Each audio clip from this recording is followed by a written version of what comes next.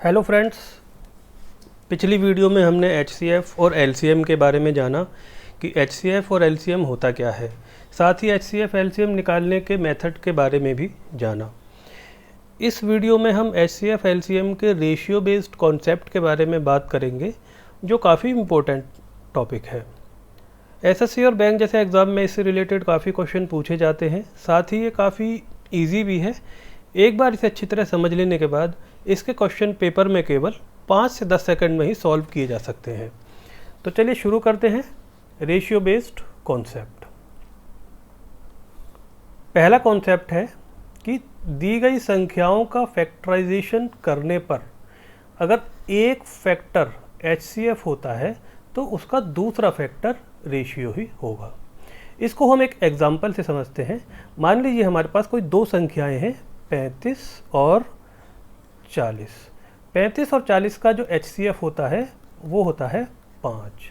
तो अगर हम 35 का फैक्टराइजेशन करते हैं, 35 का एक फैक्टराइजेशन होता है 5 × 7। उसी तरह 40 का एक फैक्टराइजेशन होता है 5 × 8। तो यहाँ पर हम देखते हैं कि 35 और 40 के फैक्टराइजेशन करने पर इनमें एक फैक्टर, दोनों में ही एक फैक्टर उनका HCF है।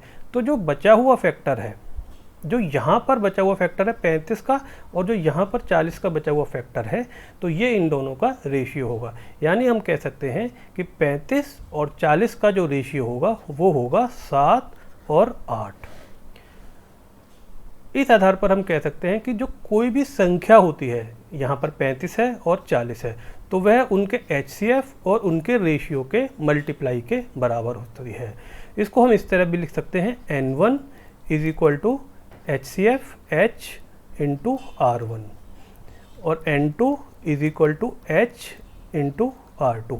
N1 है यहाँ पर पहली संख्या, H है यहाँ पर HCF, R1 है यहाँ पर पहली संख्या का रेशियो, N2 है यहाँ पर दूसरी संख्या, H है यहाँ पर HCF और R2 है यहाँ पर दूसरी संख्या का रेशियो।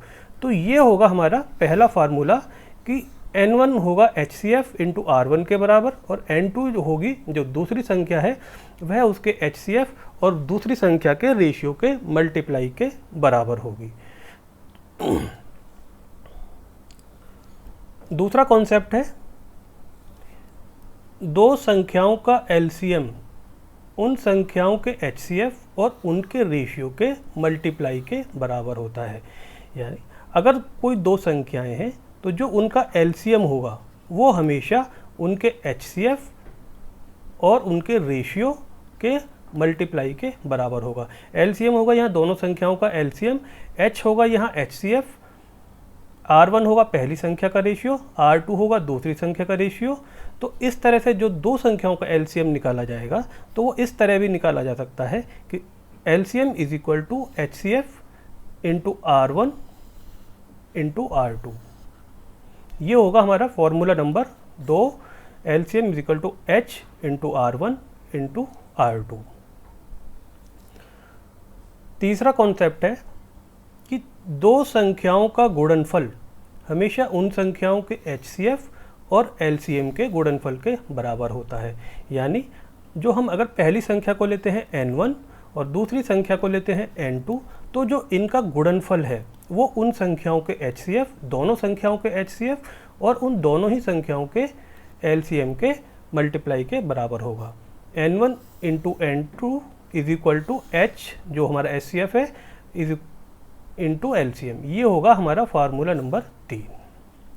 इसी फार्मूले में हम LCM की जगह फार्मूला नंबर 2 रख देते हैं, जैसे N1 × N2 = H। LCM की जगह हम फार्मूला नंबर 2 रख देते हैं, जो था H × R1 × R2। तो ये हो जाएगा N1 × N2 = H² R1 × R2।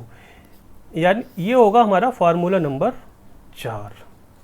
यानी कि जो दो संख्याएं हैं तो पहली संख्या और दूसरी संख्या का जो मल्टीप्लाई होगा, या पहली संख्या और जो दूसरी संख्या का गुणनफल होगा, वो उन दोनों ही संख्याओं के HCF के स्क्वायर और दोनों संख्याओं के रेशियो जो R1 और R2 है उनके मल्टीप्लाई के बराबर होगा। और ये होगा हमारा फार्मूला नंबर 4। अगला कॉन्सेप्ट है कि दो संख्याओं का योग उन संख्याओं के रेशियो के योग और उन संख्याओं के HCF के गुणनफल के बराबर होता है। यानी पहली संख्या हम मान लेते हैं n1 प्लस दूसरी संख्या मान लेते हैं n2। तो दो संख्याओं का योग बराबर होता है उन संख्याओं के रेशियो के योग। उन संख्याओं का रेशियो होगा R1 और R2 का योग और HCF उन दो संख्याओं के HCF के गुणनफल के बराबर। तो ये होगा पहली संख्या प्लस दूसरी संख्या बराबर होगा पहली संख्या का रेशियो दूसरी संख्या का रेशियो और उसमें हम उसके HCF का गुणा कर देंगे, मल्टीप्लाई कर देंगे, तो वो हमारा उसके बराबर होगा। तो इसको हम लिख सकते हैं पहली संख्या प्लस दूसरी संख्या इज इक्वल टू H जो होगा HCF R1 प्लस R2। ये होगा हमारा फार्मूला नंबर 5।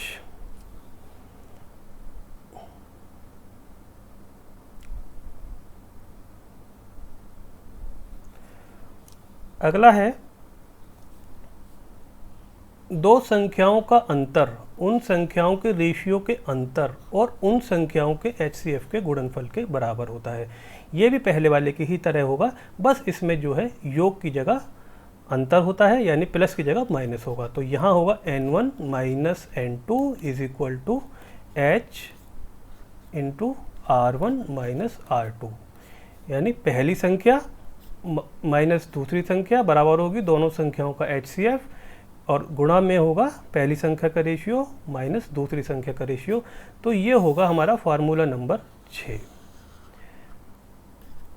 HCF और LCM के रेशियो में जितने भी क्वेश्चन होते हैं वो केवल इन्हीं फार्मूलों से सॉल्व किए जा सकते हैं, इन्हीं कॉन्सेप्ट से सॉल्व किए जा सकते हैं। और कोई भी क्वेश्चन जो रेशियो से रिलेटेड है वो इसके अलावा इन कॉन्सेप्ट के अलावा कहीं से भी इनसे ही सॉल्व हो जाएगा।